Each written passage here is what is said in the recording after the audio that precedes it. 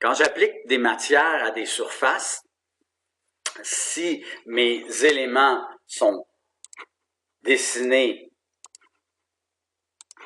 en termes de surface uniquement, quand je vais appliquer un matériau, il va appliquer surface par surface. Si mon cube est regroupé, donc un groupe ou une composante, quand je sélectionne, il va appliquer le matériau à toutes les surfaces de mon groupe. Okay? Donc, chose à se rappeler, un groupe, quand j'applique un matériau dessus, il va faire toutes les surfaces. Si c'est pas ça que je veux avoir au final, ben là, à ce moment-là, avant d'appliquer mon matériau, je vais entrer dans mon groupe et je vais appliquer les matériaux sur les surfaces que je veux avoir. Puis les autres surfaces, je les laisse libres. Okay? Les matériaux que je viens d'appliquer dans mon groupe sont, entre guillemets, permanents. Ça veut dire que si je prends un autre matériau puis j'essaie de l'appliquer à mon groupe, qu'est-ce qu'il va faire? Il va dire, ah, cette surface-là n'a pas été pré-réglée, donc je vais aller appliquer le matériau, puis les autres qui sont, en guillemets, permanentes vont rester avec cette valeur-là. Donc, si je veux aller changer la matière sur une surface inclue dans un groupe, il faut que je rentre à l'intérieur du groupe pour gérer chacune d'entre elles. Donc, ça s'applique à mon modèle que j'ai ici. J'ai appliqué certaines surfaces en briques, certaines surfaces avec d'autres matières. Si j'essaie d'appliquer une matière à l'ensemble de mon groupe, qu'est-ce qu'il va faire? Il va aller voir les surfaces qui n'ont pas été traitées, puis il va appliquer ce matériau-là dessus. OK?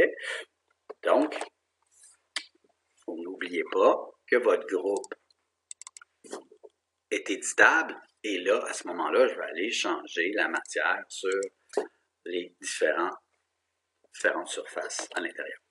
Okay? On a vu qu'on pouvait insérer des images, soit à titre d'images d'œuvres d'art, en fait, qu'on plaque contre un mur. On peut même utiliser une image en termes de texture. Donc, ça veut dire que quand je fais importer, je viens chercher une image qui provient soit de la warehouse, soit de SketchUpTexture.com, ou même des images que vous avez numérisées. Donc, si j'insère une image quelconque, chose à se rappeler, c'est que ces images-là que je vais insérer en termes de texture, on va peut-être aller un petit peu vite. Donc, dans Importer, on a vu qu'on avait le choix d'image contre un mur ou texture. De cette façon-là, quand j'insère mon image, elle va vouloir s'orienter avec une surface. Donc, si je vais vis-à-vis ce mur-là, j'ai un petit cercle avec une barre oblique dedans qui me dit, ben là, il n'y a pas de surface, tu ne peux pas t'orienter. Pourquoi? Parce que je ne suis pas à l'intérieur du groupe ou de la composante. Donc, si jamais vous voulez vous orienter sur un objet qui est un groupe, n'oubliez pas de rentrer à l'intérieur. Là, pour le besoin de la cause, je me suis fait un rectangle au sol. J'ai maintenant une surface au sol et je vais pouvoir aller l'orienter et ajuster mon format d'image en fonction de ce que je veux répertorier. Donc, si mon application de matériaux, je veux l'avoir en termes de petits carreaux, ben, je vais sélectionner mon image beaucoup plus petite. Si je veux que ça fasse sans joint, ben, j'ai agrandi mon image pour que ça couvre toute ma surface. Donc, de cette façon-là, mon matériau a couvert la surface au complet. Une fois que ma matière est insérée, en fait, la texture est insérée. Je n'ai pas de matière vraiment proprement dit nommée que je peux enregistrer. En fait, ce que je vais faire, c'est que je vais aller chercher ma petite pipette ici. Je vais aller sélectionner mon image. Mon image inox est faite. Je vais créer une matière avec ça. Donc, je clique sur l'onglet « Créer une matière ». Je vais l'appeler inox 1. Et je vais faire OK. De cette façon-là, j'en ai déjà une qui s'appelle comme ça. OK. Donc, dans mon cas, inox 2, j'ai maintenant une matière qui s'appelle inox 2 qui vient de se faire.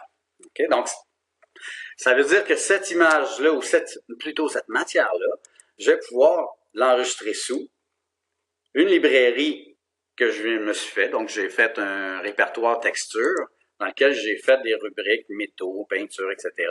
Puis, je vais aller l'enregistrer là-dedans. L'avantage de cette méthode-là, ben en fait, je vais pouvoir les réutiliser pour faire d'autres projets. Ça veut dire que en tout temps, si je vais aller chercher ma librairie, je vais aller chercher ici « Ouvrir, créer une collection ». Si je viens chercher mon répertoire texture, puis je fais sélectionner le dossier, maintenant, j'ai tous mes dossiers dans lesquels j'ai fait mes propres textures, donc dans lesquels je les ai enregistrés. Donc, c'est la façon de faire. Sinon, d'emblée, toutes les textures qui étaient déjà dans mon modèle sont toujours là, mais j'ai maintenant ma rubrique à moi, dans laquelle j'ai mes matériaux, donc, etc. Donc, je peux aller chercher ma librairie à moi, à ce moment-là, dans tous les projets que je suis en train de faire. Plusieurs qui m'ont posé la question, comment je fais pour changer l'orientation d'une image, comment je fais pour changer le motif. Donc, je recommence la procédure, je vais aller m'importer un type de plancher, donc exemple, chaîne ici. En fait, je vais aller voir la grosseur de mon image. Donc, si vous avez des images là, qui excèdent les 300K, etc., il est toujours bon de réduire un petit peu nos tailles d'image parce que chaque matériau que je vais insérer, ça va alourdir mon dessin. Donc, j'avais mentionné qu'on pouvait changer la taille des images. Donc, je vais aller l'insérer. Je vais l'importer en termes de texture.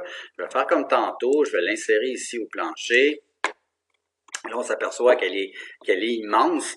On va pouvoir jouer avec l'échelle de nos motifs, si on veut. La première chose que je vais aller faire une petite mesure ici. On me dit que ça mesure 8 pouces. Donc, je suis en fait 2 fois trop gros. Donc, si je sélectionne mon image, ici, chaîne originale, ici, donc puis je fais édition, on s'aperçoit qu'en valeur X, Y, ben en fait, on a des dimensions relativement grandes. Donc ici, je vais changer, j'avais 15 pieds, je vais le réduire de moitié. Je vais mettre, exemple, 7 pieds, 6 pouces. On voit que mon motif a réduit considérablement. Et là, je vais aller mesurer. Maintenant, j'ai des lattes de, je peux me rapprocher encore un petit peu plus, j'ai des lattes de 3 pouces et quelques. Donc ça commence à avoir du sens. Donc en tout temps, je peux aller changer l'échelle, la proportion de mon motif en sélectionnant avec la pipette, en allant mesurer d'emblée visuellement qu'est-ce qu'on a comme rapport, puis en changeant la dimension de notre format d'image. Oh, ça c'est une chose. Deuxième chose, en fait, c'est que je peux aller changer la qualité de l'image. Si je m'aperçois que ça devient trop lourd, ben en fait, ce que je vais faire après ma base, c'est que je vais aller créer ma matière. Donc ça, c'est mon plancher de chaîne foncé, tiens. Je vais faire OK. Donc, la dimension de mon image a été conservée. Mon plancher a été généré. La preuve, je l'ai dans ma liste, celui qui est actif, ici. Je vais aller dans mon mode édition. Et là, on a notre image ici. Donc, je peux aller ici, modifier mon image. Donc, si je m'en viens dans mon éditeur d'image qui est celui-ci, je peux toujours l'ouvrir avec Photoshop, etc. Donc, par exemple, si je rentre dans Photoshop,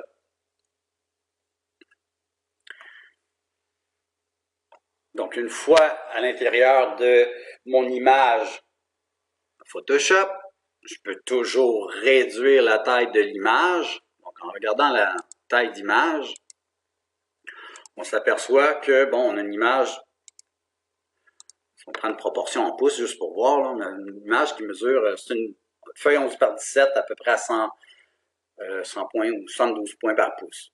Donc, si je veux une proportion un petit peu plus petite, donc si je mets à 4 pouces, déjà, mon image a réduit considérablement, donc c'est à 169K au lieu de 3 MB. Je peux garder quand même une qualité de 100 points par pouce et je vais faire OK. Je peux faire le nombre de copies que je veux de cette image-là, donc je pourrais faire enregistrer sous mon chaîne, donc je vais l'enregistrer dans mon répertoire des matières librairie, donc je l'avais mis dans mon cours 4. texture, plancher de bois, puis je vais l'appeler chaîne horizontale. À 0 degré, c'est pas horizontal, c'est correct. J'en fais une première copie. J'aimerais ça faire une rotation, donc image, je vais aller faire la rotation de l'image à 90 degrés. Fichier enregistré sous. Chaîne verticale. Donc, j'ai plus ni moins généré deux images que je vais pouvoir utiliser dans mes matériaux. Je reviens à mon SketchUp et dans ma section chaîne foncée, je vais aller chercher mon image. Chaîne horizontale, verticale, donc par exemple horizontale. C'est fait. Je vais me créer une nouvelle matière. Plancher. C'est toujours du chaîne foncé. Mais cette fois-ci, je veux l'avoir à la verticale. Donc, je vais faire OK. Puis je vais aller chercher mon image verticale. Donc, ça veut dire que maintenant, dans mon tableau, j'ai du chaîne verticale, du chaîne horizontale, qui sont bien nommés, parfait. Je peux les appliquer et changer rapidement l'orientation de mes images. Une fois qu'ils sont générés, enregistrer sous. Chaîne verticale, je l'enregistre. Chaîne horizontale, je l'enregistre aussi. Je vais même m'assurer que dans le nom, ça va être écrit horizontale, verticale. Donc, c'est à moi de gérer efficacement mes types de matériaux.